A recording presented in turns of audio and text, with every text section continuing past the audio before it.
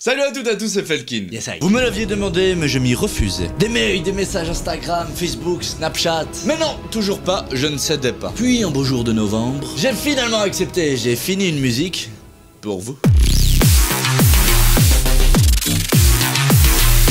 Et oui, ce bébé là, c'est ce que je vais vous présenter. Pour ceux qui ne comprennent rien à ce que je dis là maintenant à l'heure qu'il est 15h30, merci bien. J'avais fait une musique à la base pour illustrer une de mes vidéos que si vous ne l'avez pas encore visionnée, je vous invite à le faire de ce pas. Et cette vidéo était une présentation d'une artiste que j'apprécie particulièrement du doux nom de Rez. Pas Fébrez, pas Pandrez, pas Selena Gomez, mais juste Rez qui fait des doux sons dans ce style. Et du coup, ce que j'avais envie de faire maintenant, c'est de survoler avec vous ce morceau maintenant qu'il est terminé. Enfin, manière de vous montrer un peu l'envers du décor de ce genre de musique, comment est-ce que c'est un peu fichu. Bah, c'est pas incroyable ça. Un mec aussi proche de sa communauté. Et d'ailleurs, on reste dans le mood de écouter un peu sa communauté. Je vais aller checker les commentaires YouTube et regarder qu'est-ce que je devrais faire selon vous. Sérieux, arrête tes vidéos YouTube. Deck.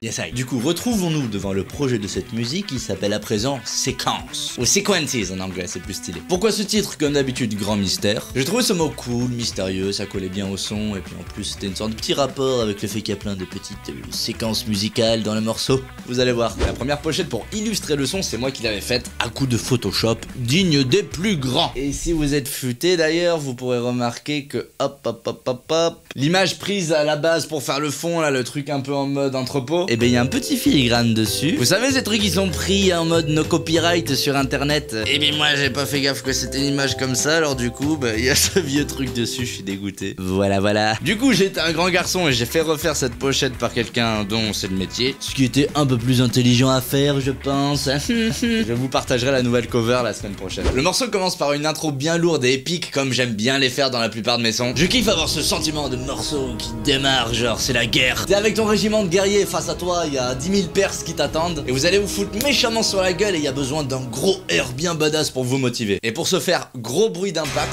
grosse percussion épique, bruit de couteau qu'on aiguiserait pour manger un énorme bout de tofu, cloche qui annonce un décès très prochain. Et ça part, mesdames et messieurs.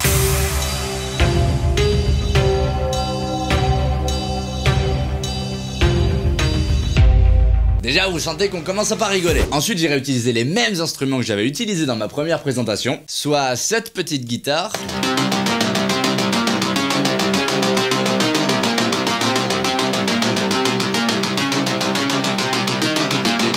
ah, la magie des effets. Dites-vous quand même que ce son de guitare à la base, si j'enlève tous les effets que j'ai pu mettre dessus, ça ressemblait quand même à ça. Attention.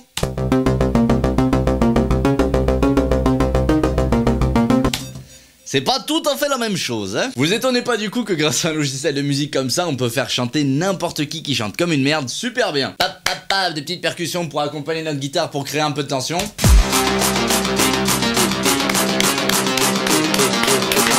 Et on obtient quelque chose qu'on peut clairement appeler dans le jargon une montée.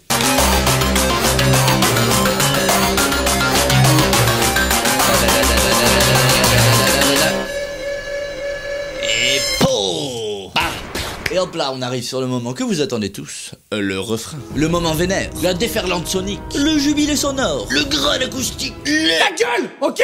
Pour le refrain, j'ai presque pas touché aux percussions que j'avais faites la première fois, ça donne un truc tout bête mais efficace qui donne ça. Pam. Grosse caisse claire, vous sentez qu'il y a un truc un peu crado derrière ces percussions, mais ça fait bien le taf. En fait, le truc vraiment funky de ce morceau, c'est qu'il y a plein de petits sons en scred et qui se répondent les uns aux autres. Ça va être des sons qui vont faire des alternances entre un coup l'enceinte de gauche, un coup l'enceinte de droite. Par exemple, avec ce son.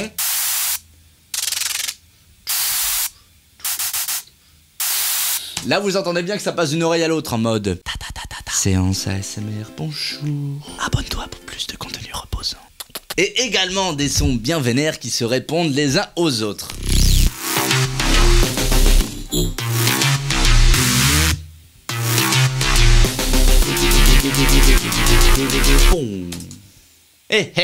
Vous voyez le délire un peu. Il y a juste la mélodie principale qui reste au-dessus de tout ça là. Mais c'est un peu comme si ça racontait une histoire d'une certaine façon. Comme si les coups de grosse basse étaient les coups de glaive de nos ennemis. Et qu'en échange, ces coups de synthétiseur étaient les réponses à nos glaives par les lances. Voilà. Un truc important que je voulais vous faire voir dans ce morceau, c'est l'importance des blancs en musique. Genre un passage où il y a rien, aucun son. Enfin pour le coup dans mon cas peut-être pas à ce point, mais parfois cette puissance vient juste du fait que un ou deux éléments jouent en même temps à peine, qui se répondent, et c'est ça qui donne le côté plus net et méchant. Ce passage du refrain, c'est les mêmes percussions, sauf que par exemple on démarre sans son particulier.